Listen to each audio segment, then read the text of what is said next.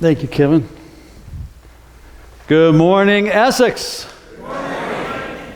I'm Tom Leutner, which means David's not here today. And you know what happens when the teacher's away? You bring in the substitute. And we all remember what it was like when our substitutes would show up. Now, you can have as much fun as you want. We will together, and even if it's at my expense, that's great. But you have to remember something. This is not a one-and-done show with me here because I'm actually one of you. Normally I sit in the pews here. I'm a member here, and I sit in the far corner with my wife Maggie. And so I'm not like going away. So we'll be here together today. So thank you. If I forget something, please shout out. Let me know. But we've been watching the announcements. I know there's a new members class. They're printed on the back. That's not on here that Reverend Dave's doing. Upcoming congregational meeting on July 13th. Sunday the 17th, ecumenical service on the town green. Oh, there's a new member class. Good, thank you, Dave. Special events. We get to do some play together with golf, and I haven't been in the event. I haven't been there yet, but I know some of you have, and it's great fun. I think this is 2 or 3 years now that we've been doing this, and it helps fund the Make a Difference Award. So come on out, let's have some fun. Middle of July, why not? They have good food and a full bar. Good food, full bar. All right, thank you. Let's see, any other dates? Jazz concert on the green, and then a fundraiser for us in September. A good way to kind of come back together after our summer adventures and see a fun play, My Fair Lady. Any other special announcements? Cool. So for our call to worship, we've been talking about hymn number 8, and it's really about faith, and we're kind of building the sense of faith. And in this process of building your faith, I hope you've come to the realization that God is always here. God is always with us. It's we who take a break. And if you haven't noticed, we do that to ourselves. We sort of take a break for ourselves. So sometimes physically we're in a place, like we're sitting in a pew here this morning. But mentally you may be, I know I have some guests from Pennsylvania, and good to have you here. But you may have been like still on the road or thinking about how you got here or something else. So part of it is just mentally, where are you? Just check in with yourself for a minute. What's going on in your head? And then emotionally, sometimes we're not here. Like we're off. We're thinking about what happened this morning, or frustrated. For most of us who just live in Essex, we didn't really have traffic we had to get through to get here today. But maybe there was something that happened last minute. So emotionally, it might be someplace else. So let yourself just be here. And maybe take a breath with that. Just take a nice, long, slow, deep breath. And then when you let it out, make some noise. Let's try that one. Let's try that together. Take a deep breath in. Now, emotionally, what you've done is you've shifted from the sympathetic nervous system over to the parasympathetic nervous system. We call that when we rest and digest. But think of it more as like a parachute. It's just like, I'm safe. Whatever's happening, I'm held by this big chute. And just in life, it's okay. Or since we're in church, we can say that we're surrounded by God, and we're okay. God before us, behind us, above us, beneath us, around us, within us. And just let that presence be here as our call to worship. And our opening hymn is 438, When Peace Like a River.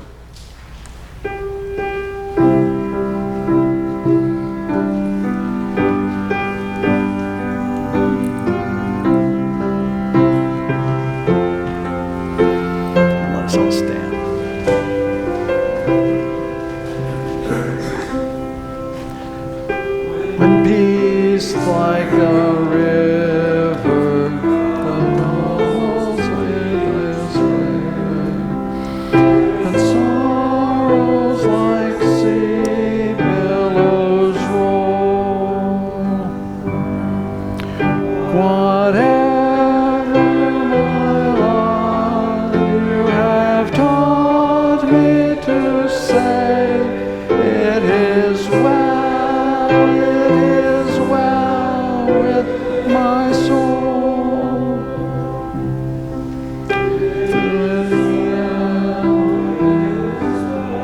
It is well.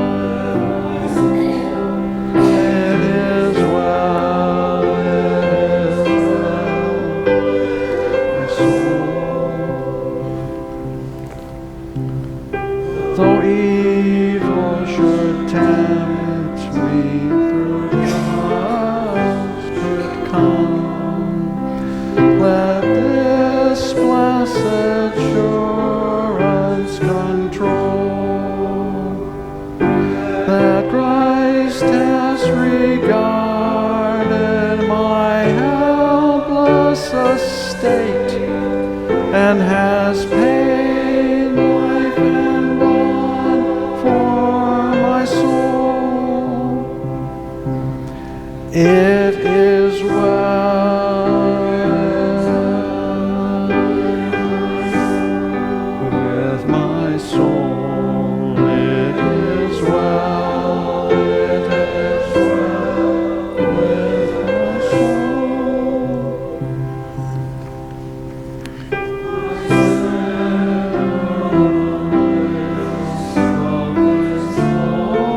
Glorious thought, I sin not in part, but in whole, is nailed to the cross, and I bear it no more.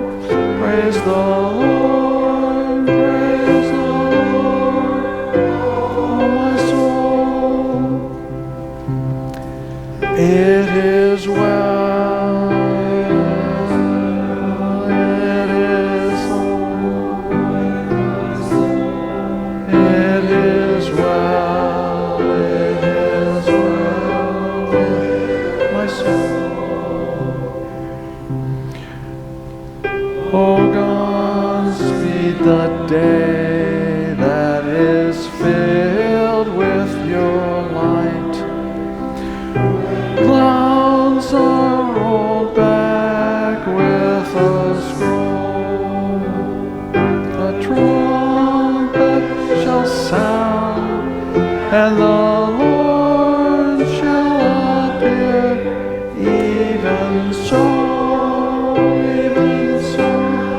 with my soul. It is well. It is so. It is well. It is well with my soul. And so it is well. And while we're all standing up, greet one another and share that wellness and blessing with one another.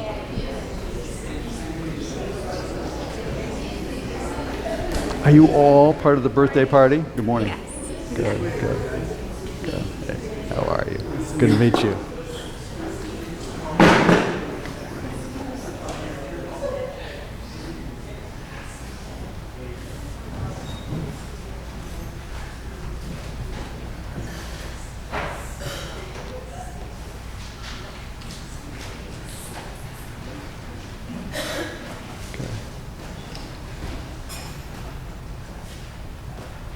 So this particular hymn, written by Horatio Spofford, "It is well with my soul," you know, it's 1800 language. I know it's what it is. But the reason I selected it is that it fits the theme that we're doing this week about faith and having faith. Do y'all know the story about Horatio Spofford? Everybody know the story of the hymn? He was an attorney in Chicago, very successful, had made lots of investments in and around the Chicago area.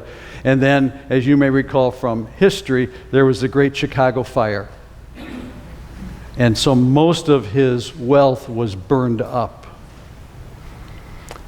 Lost it.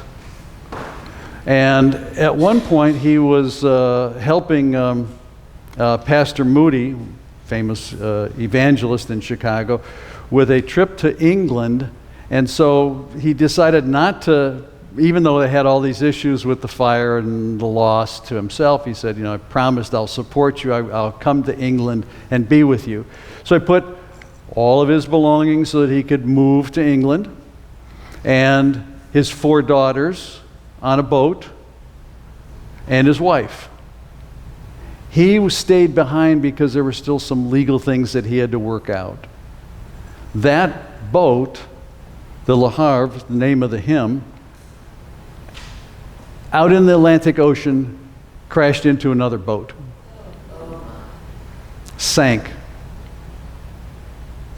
He got a telegram sometime later from his wife that said, "All is lost. I alone am saved." Everything they had and their 4 daughters died in that crash. He came to England on a boat a few days later, and when the captain knew the story that had happened to him, when they were over the spot where that accident had taken place, he told Horatio, "This is the spot where this happened." And he went back to his stateroom and wrote this beautiful poem about all is well. No matter what happens, no matter what befalls me, no matter what life brings to me in any given moment, you have taught me to say, "It is well."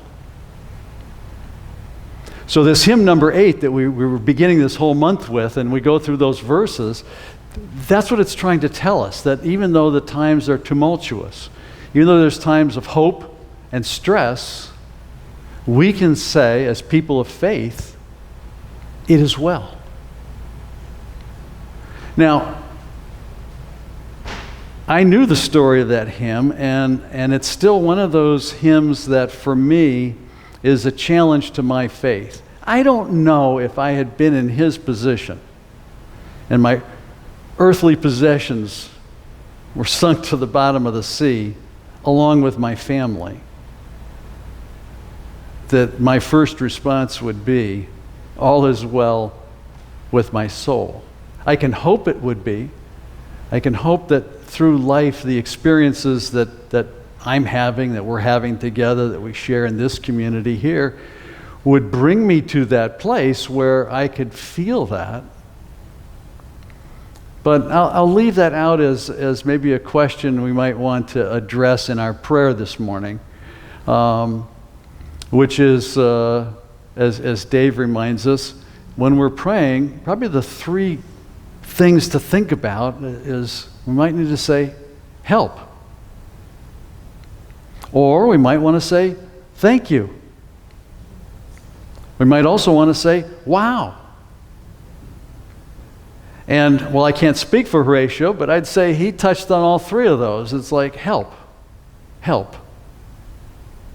And thank you that part of my family is still with me, and I'm going to go meet her in England. And wow. Had I been on the boat, we might all have lost everything and not even been here, and we wouldn't have written this hymn to sing 100 years later in the Essex Congregational Church as a preparation for our prayer. So, who has, somebody may have to show me how to turn the mic on. Is this mic on? Yeah. Okay. What prayer concerns, what prayer thanks yous, what prayer wows do you have this morning?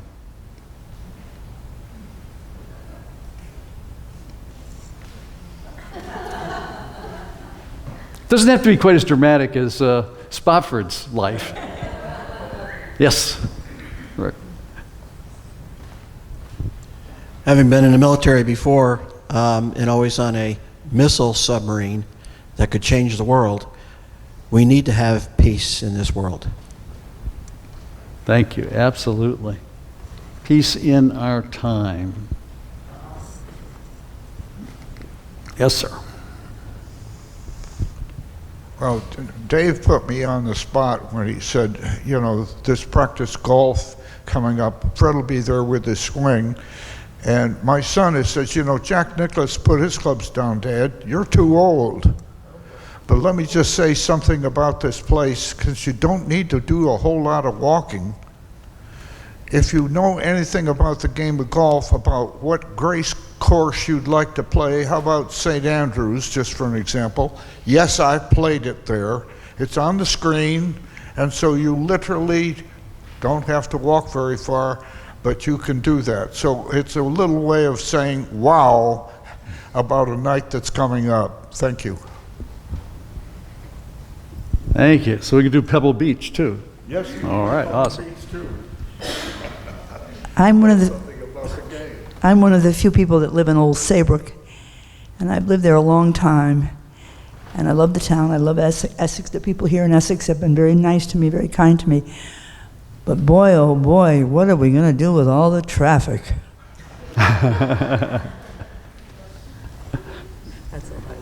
Wow. Wow, thank you. Wow. Any other sharings? Okay. So in preparation for prayer, it's the same exercise that we did at the beginning to call ourselves present to God. You just take a nice, long, slow, deep breath. Feel yourself sitting in the pew. Feel the weight of your body. Just be physically here. And then take another long, slow, deep breath in and out. And gently release all the different feelings that have come up, all the things in your own life. And we know that in a room where there's 2 or 3 gathered, there are things that we need help with. And there are things that we want to say thank you for. And there's some wow moments. And then another long, slow, deep breath in and out. And go deeply within. And remember that in the Psalm, Psalm 46 said, "Be still and know I am God."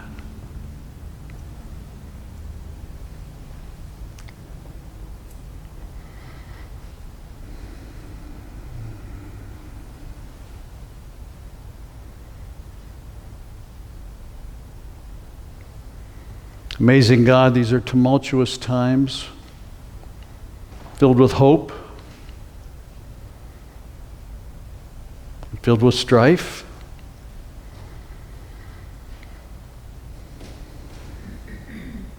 We recognize it really begins with each one of us being able to be at peace with ourselves. And then beginning to extend that out to our family, and then to friends, to our communities.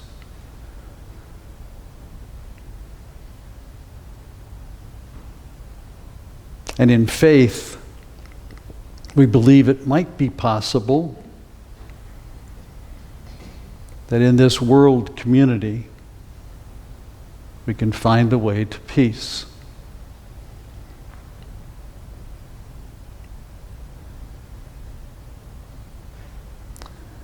We thank you for your presence in our lives, the maintaining of our life itself, moment by moment. Thank you. Help us to remember how close to us you are, whether it's a time of trouble or a time of exceeding joy,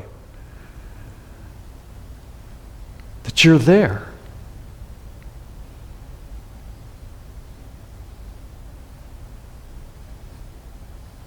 And we haven't even begun to explore the ways in which your presence in our lives, your energy, your vitality, your creativity, your power, your glory can change and transform each one of us in amazing ways. Wow. Thank you. Amen.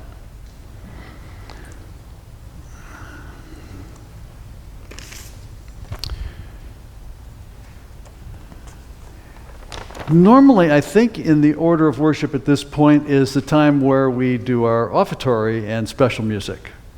But it's summertime. It doesn't mean that you don't have to give or participate in the support of all of the endeavors here at the Essex Church. It just means we're not going to formally pass the plates, but there are QR codes, I think, in the bulletin, and those of you who are joining us on the web, Facebook, YouTube, and I think on our own website, on the church website. Can you watch the service there? Anyway, website, you're glad to have you here, and I think that it will appear at some point, the QR code for making an offering. So good to have you here with us today. And our special music.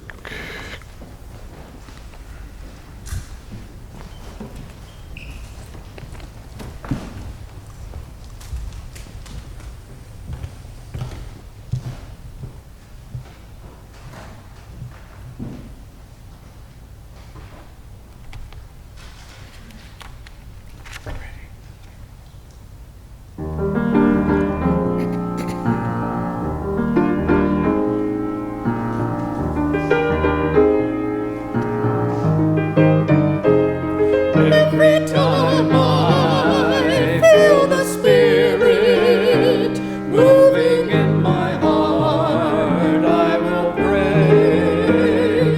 Every time I feel the Spirit moving in my heart, I will pray.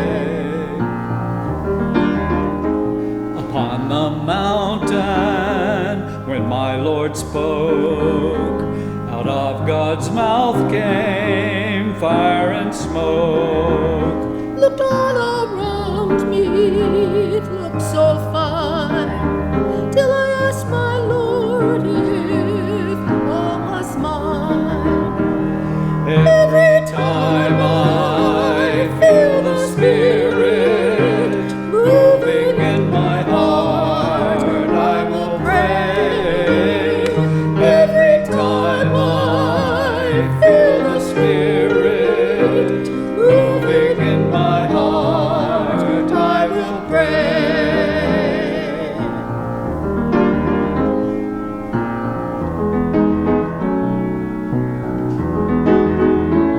The Jordan River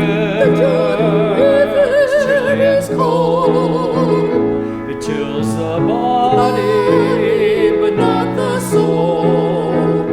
There ain't but one train that's on this track. It runs to heaven and then right back. Every time I feel the Spirit moving in my heart, I will pray.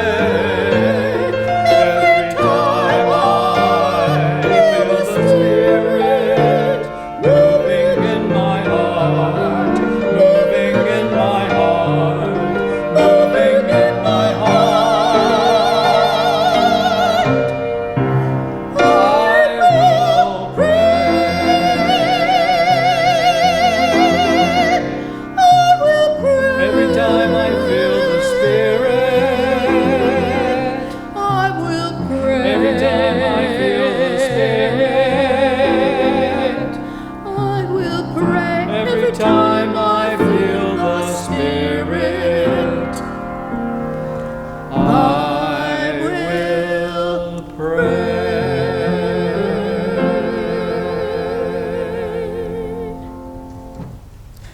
Beautiful.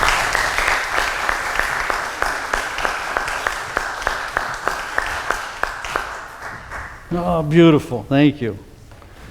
Now, before Rick shares with us the scripture today, we have to kind of just do a quick little review of the prophet Elijah, because that's who we're going to be talking about. And there's only like 3 little short chapters about this guy. He just kind of appears, and yet he becomes such a dominant character. Remember on the Mount of Transfiguration when Jesus is up there? Who are the 2 people that show up with Jesus? Come on. One was Elisha. And who's the other one? Come on. Moses. Oh my God. Let's do a Bible study this summer. What do you say? All right. So Elijah shows up, And Kevin began our worship service with when we break the bread of life. At the communion service that we do, it's based on the Passover meal, right?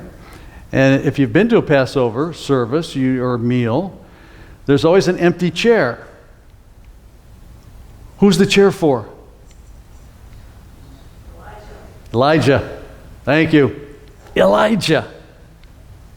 Because they expected him to come back, because the prophecy is that when Elijah shows up, the Messiah appears.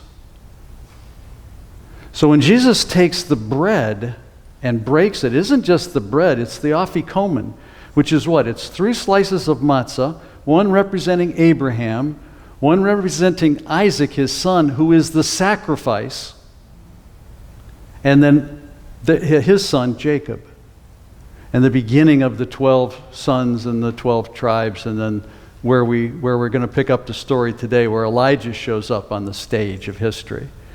And Jesus takes that afikomen, that bread, and breaks it. That's when he says, this is my life that I'm giving you. It's this whole history of everything that we take in community. And then at the end of the service, what does Jesus do?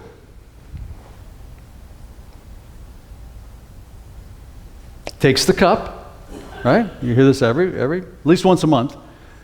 Jesus takes the cup, prays over it, blesses it. Every time you feel the Spirit, you pray, and then gives it to him. Says, "This is my lifeblood. This is the vitality. This is the energy of life." What is the cup? It isn't just a cup. It's the cup that was sitting in front of the plate, in front of the empty chair. It's the Elijah cup. It's the announcement that there's a whole new beginning, that Messiah is in our midst. So that's the power of this man who, we're going to hear about it today, does this little thing in Israel when the kings had sort of gotten off track. Ahab had married Jezebel. Jezebel was a princess from Tyre and Sidon, and brought with her their religion, which was Baal worship. A nature god. And God kept saying through different prophets, hey, you guys, come back to me. I am. Be still and know that I am. Remember when Moses asked God, what's your name? God said, it's pretty easy because you say it every time you introduce yourself, I am. I am. So we're actually saying that we're God, and then we put our name behind it. We identify it. It's like, I'm not the God, I'm just God. Hi, I'm Stephen. So it's like, hi, I'm Stephen. There it is, right there. I am. You're saying, God, I am God, Stephen. Did you thought about that ever? We won't go into that today, but just think about it. Every time you say I am, you're saying God, and then you put your name in. Shifts it a little bit. So Elijah went to Ahab and said, you got to quit this stuff. And God said, we want you to go stay with this widow for a while, and she'll take care of you. And he shows up on the widow's door, and she said, I only got food for one meal, and I'm going to bake a little cake of bread for my son, and we're going to eat it, and then we're going to die. We're going to starve to death because this huge famine's going on. There isn't anything anywhere to eat. And the prophet says, if you feed me, if you take care of me first, if you give first, you will never run out of flour. You'll never run out of oil. And it's that introduction that whatever we give gets shaken up in the presence of God or with the Spirit of God, pressed down to overflowing. You can't outgive God. And so for the month, that never happened for the widow. She always had flour, she always had oil, taking care of everything until one day her son got sick and died. And she comes to the prophet and said, what are you doing? You came here to help me, to bless me, and my kid's dead. Thank you. Back to our prayer. And how about helping me? And maybe we can have a wow at the end, and that's exactly what happened. Elijah laid over the child, 3 different times, 1, 2, 3, and guess what happened? Child came back to life, just like Lazarus, raised from the dead. So you thought Jesus did that the first time. No, other people have been doing that. No. So then he goes back to Ahab and says, okay, you guys haven't quit this worshiping Baal thing. So here's what we're going to do. We're going to have a showdown on Mount Carmel. I want you to bring all the priests that you brought with you, and they're going to build their altar. We're going to build our altar to Yahweh. By the way, Elijah's name means Yahweh is my God. Interesting. And the rest of the story is that nothing happened for their altar. Nothing happened. They put water all over Elijah's altar, soaked it, and then he prayed to God and said, this is the burnt offering we're offering to you. Fire came down from heaven, burned up everything, dried up all the water around. And then the people realized that this was going on, and in an unpleasant moment, they killed all the priests of Baal.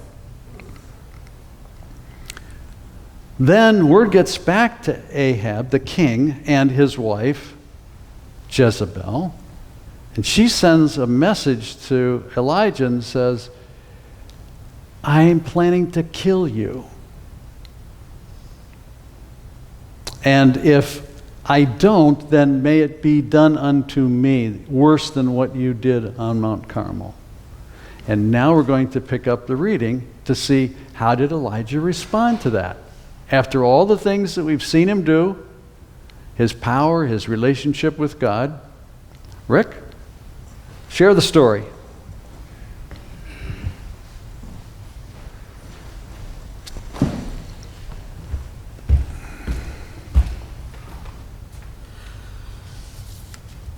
Today's readings from the first book of Kings. Ahab told Jezebel all that Elijah had done, how he had killed all Baal's prophets with the sword. Jezebel sent a messenger to Elijah with this message: may the gods do whatever they want to me if by this time tomorrow I haven't made your life like the life of one of them. Elijah was terrified. He got up and ran for his life. He arrived at Beersheba in Judah and left his assistant there. He himself went further on into the desert, a day's journey. He finally sat down under a solitary broom bush. He longed for his own death. It's more than enough, Lord. Take my life because I'm no better than my ancestors. He lay down and slept under the bush. Then a messenger tapped him and said, get up and eat something. Elijah opened his eyes and saw flatbread baking on glowing coals and a jar of water right by his head. He ate and drank and then went back to sleep. The Lord's messenger returned a second time and tapped him. Get up. Eat something because you have a difficult road ahead of you. Elijah got up, ate and drank, and went refreshed by that food for 40 days and nights until he arrived at Horeb, God's mountain. Then he went into a cave and spent the night. The Lord's word came to him and said, why are you here, Elijah? Go out and stand at the mountain before the Lord. The Lord is passing by. And a very strong, was there more up there to read? Want to keep going? Oh, wasn't there? Okay. And a very strong wind tore through the mountains and broke apart the stones before the Lord. But the Lord was not in the wind. After the wind, there was an earthquake. But the Lord was not in the earthquake. After the earthquake, there was a fire. But the Lord was not in the fire. After the fire, there was a sound. Thin, quiet, like a small, still voice. When Elijah heard it, he wrapped his face in his coat. He went out and stood at the cave's entrance. A voice came to him and said, why are you here, Elijah? I think that's it. Why are you here? That'll work. Why are you here? You ever ask yourself that question? I mean, the big, deep question. Why are you here? Why are you here now? I mean, those of you who've been in Essex for a while, you look around the room, there's some people who aren't here. Used to be. They're not. You are. In our lives, look around. We're all of that certain age where some of the people that we knew well and counted as friends and family members, they are not here. We are. Why? Why are you here?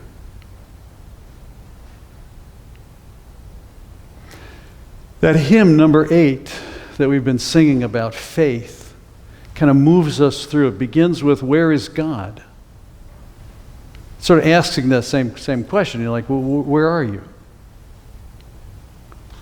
And Reverend Dave was telling us, well, you know, sometimes we think it's like up there, and yet the up there is not the up there. It's just part of this incredible galaxy that we live in called the Milky Way. We have thousands of stars, millions of stars in this galaxy that when they exploded, chunks went out, and there's probably atmospheres exactly like this one. Maybe there's a human-like population on it that has come to a place they realize that it's futile to kill each other. They have to learn how to live together. Imagine that. And then there's other galaxies. And then there's other galaxies. And now that we have our new telescope out there, sending back images, it's taken us to the edge of the universe. And there are brand new stars being born. I was listening to one of the astronomers who was talking about it, and they were asking her, what's that stuff right there? And they was pointing out on the film. And she said, we don't know. We haven't a clue. We've never seen a star born before. We don't know how it happens. We have our theory that it kind of blows up, but we've never actually watched it. That life force, that energy that's doing that, same energy, life force that's in you and me. Each one of our cells, alive. Now, you didn't do that. There were probably a couple people that were responsible for you being here. You know, and you got the genetic load and all that sort of stuff. But you didn't do that. You are you. But you're also one of a kind. There's never been anyone on this planet like you with your DNA. Now, if you have a twin, if it's an identical twin, thank you, Rick, you do share the DNA. So if one of you does a crime and you leave a little DNA behind, we're not going to know which of the two of you did it. Not me. But if you leave your fingerprint behind, guess what? We got you. Because those identical twins have individual fingerprints. They also have individual eye scans and voice scans. There are no two people alike. You are one of a kind. Why? I think for the same reason, not all our trees are leafed out. You can tell the beech trees from the maple trees from the oak trees by the shape of the leaf. But if you look at each one of those leaves, the pattern of the vein structure, or whatever that's called, you arborists can tell me what the real word for that is, but whatever that is, no two are alike. And I was thinking about that this last year, and when fall came around, I realized, the trees all look alike until autumn. And suddenly you see the individual leaf. Slight little color shifts or differences. And thinking about my own life at that point, I thought, that's neat. I looked like a human being until right at the end, in the autumn time of the year. Suddenly we become distinct and different. And we get to see our own uniqueness through the aging process. It's beautiful. It's just beautiful how that happens. And then the challenge for us in all of this is, well, how do you keep the faith? How do you not lose sight or touch of that and just, it's another day, ho-hum, and we get onto the little hamster wheel and kind of just blah, blah, blah, blah, blah, blah, blah. Or we get caught in Groundhog Day, right? It's like everything kind of just keeps repeating, except it feels like a little difference.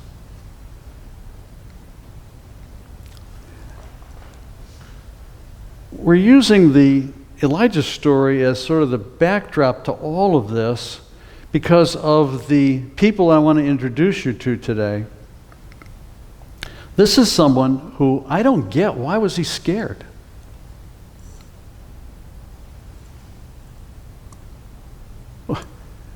He's already done amazing things.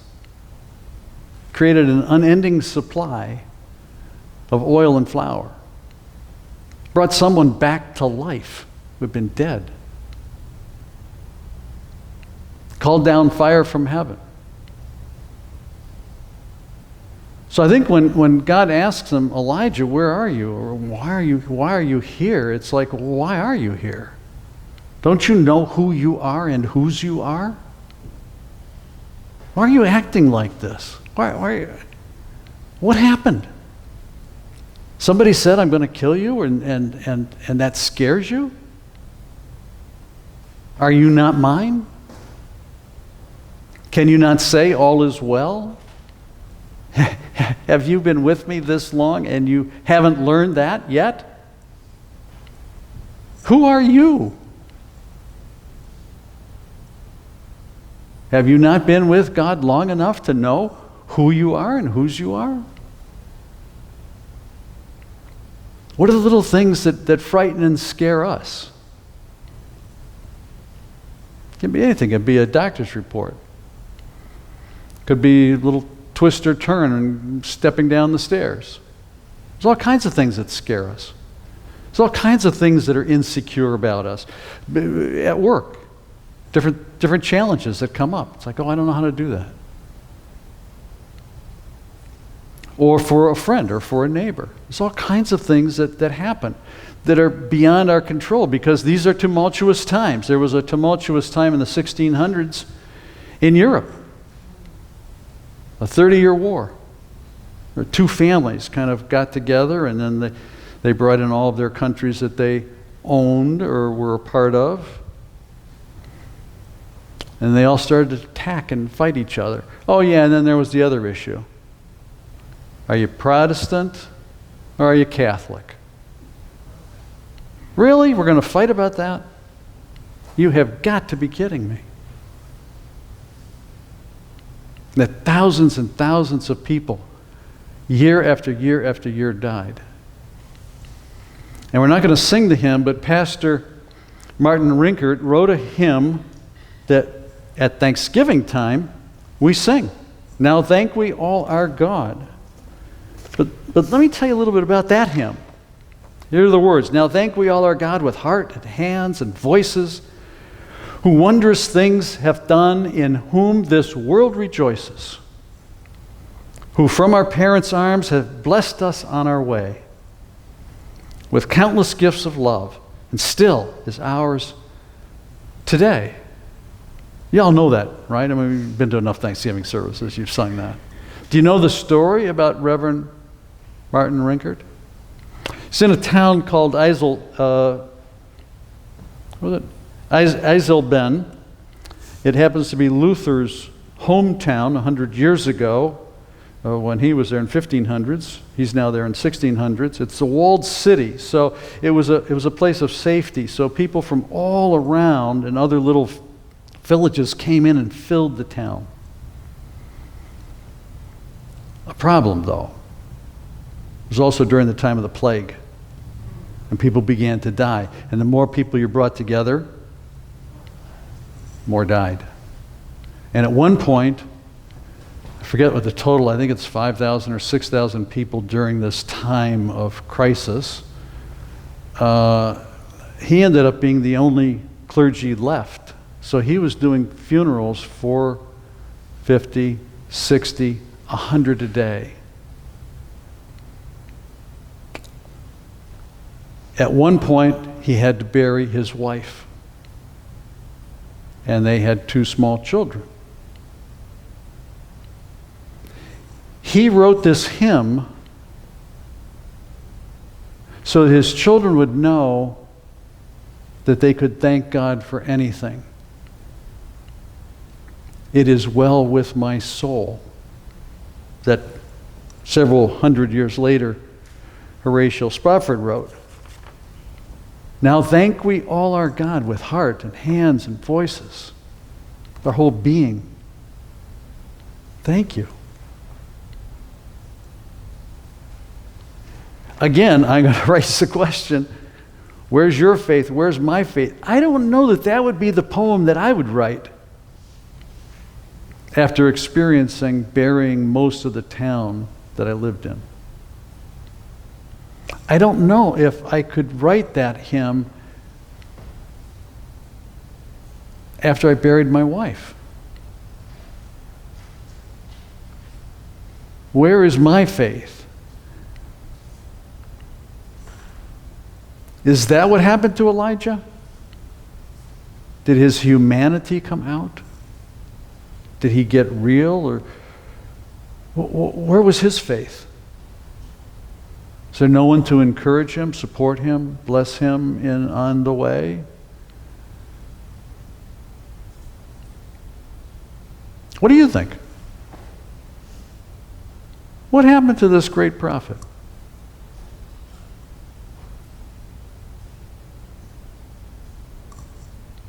Maybe it's showing that everybody questions themselves somewhere along the line. Everybody questions themselves somewhere along the line. Yeah.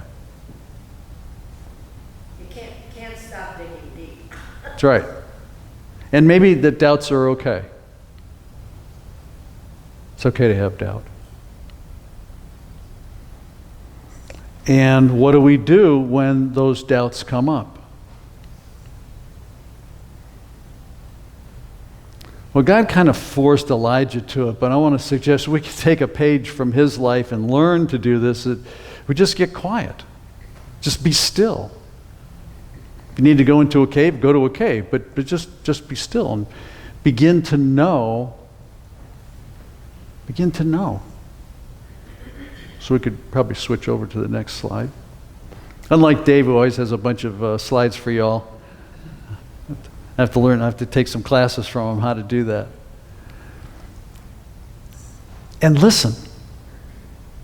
Get to that quiet place where you and I can listen. And recognize that it isn't really just about us. It's about everybody and everything and each other. That's why we're here. It isn't just about you. It isn't just about your faith journey. This is just the beginning piece. The rest of it is, what do we do with each other? What about your neighbor who's feeling lonely? You go over and say something to them? Can you lend your faith? Lend your presence? Last week we heard there's a balm in Gilead, this healing presence, and maybe you can't preach like Peter, you can't pray like Paul, but what can you do? Can you show kindness? Can you show love? Can you show compassion for somebody other than just you? That's all it's asking for. It's like participate in this life together. There's people out there kind of a little bit off the way.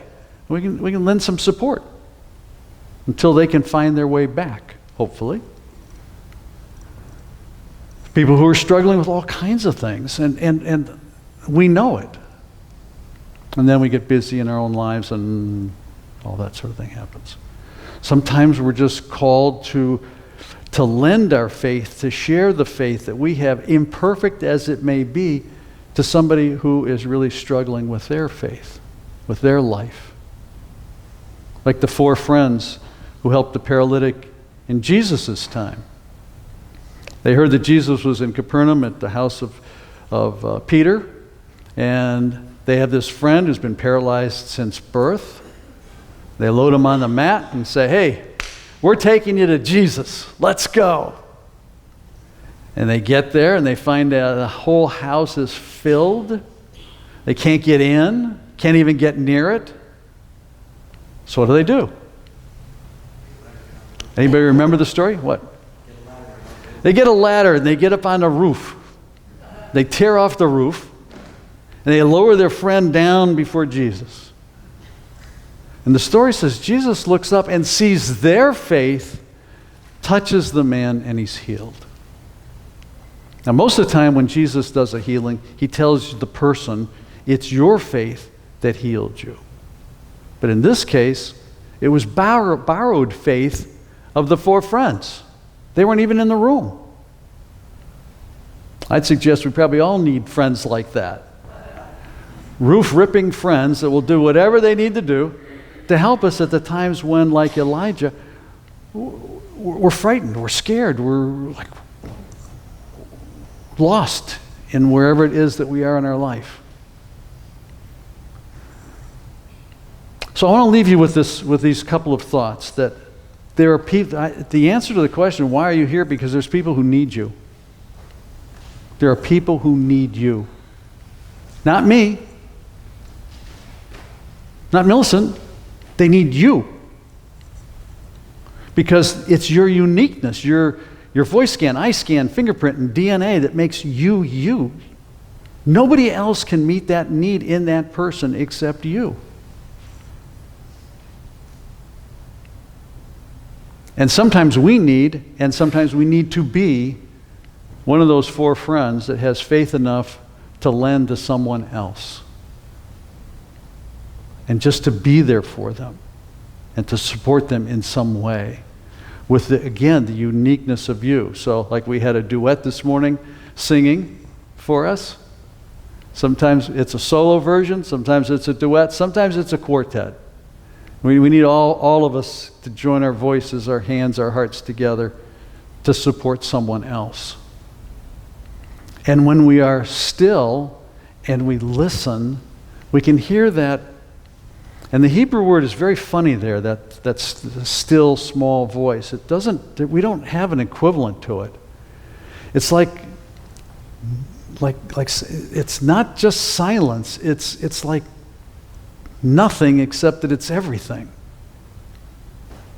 And I bet every one of us has had that kind of an experience sometime in our life where you're just in that space someplace and you just know.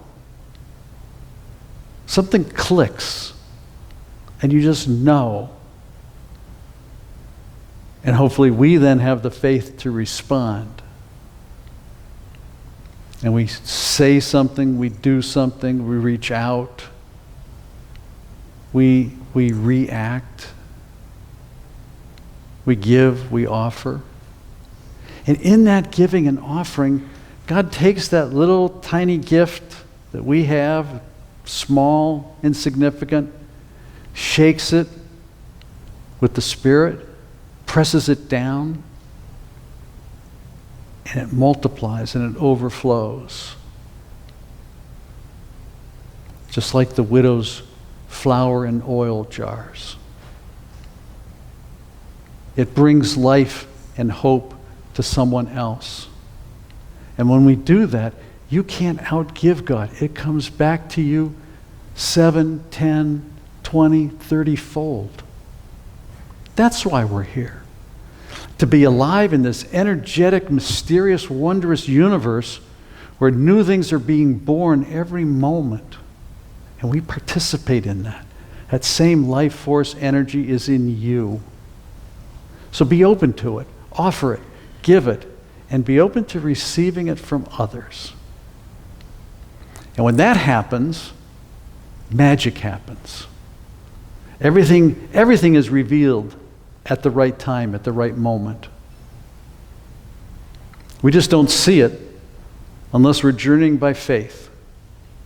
Because this summer, I bet some of you are going to have an apple. You're going to bite into it. You're going to get down into the core, and you'll be annoyed by one of the seeds. Most of the time that happens, we just spit them out.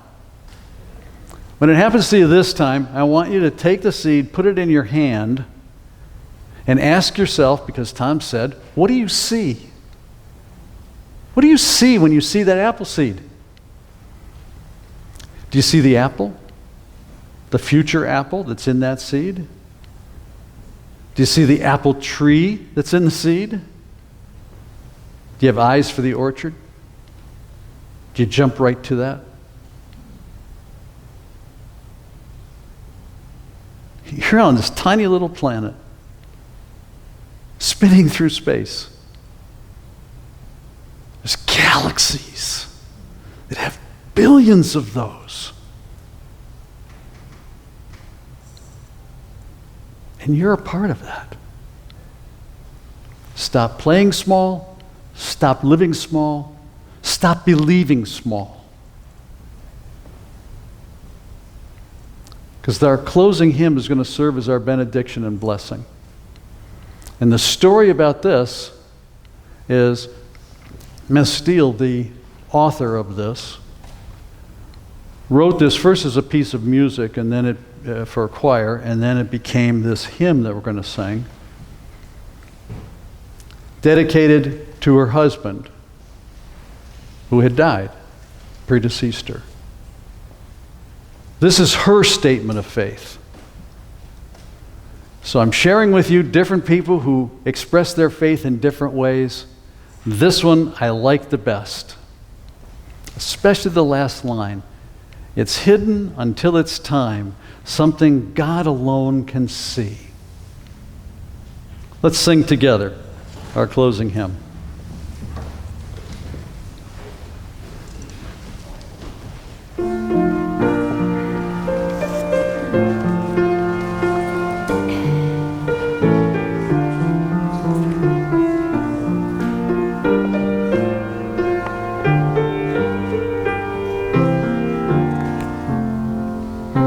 In the bulb there is a flower, in the seed an apple tree, in cocoons a hidden promise, butterflies will soon be free. In the cold and snow of winter, there's a spring that waits to be unrevealed until its season God alone can see. There's a song in every silence, seeking word and melody. There's a dawn in every darkness, bringing hope to you and me. From the past will come the future, what it holds a mystery, unrevealed until the season, something God alone can see.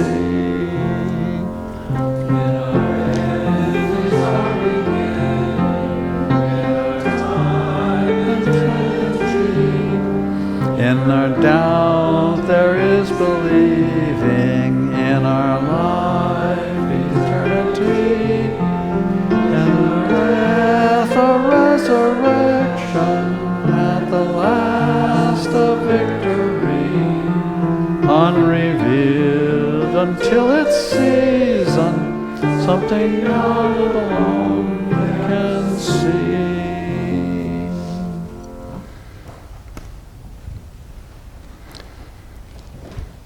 As we think about our faith, times that it has failed us, the times that it has carried us, it's always there for you and with you. Spend more time not by going through life by sight, but go through life in faith. Be still and know. Listen for that still, small, quiet silence of God's presence. Amen.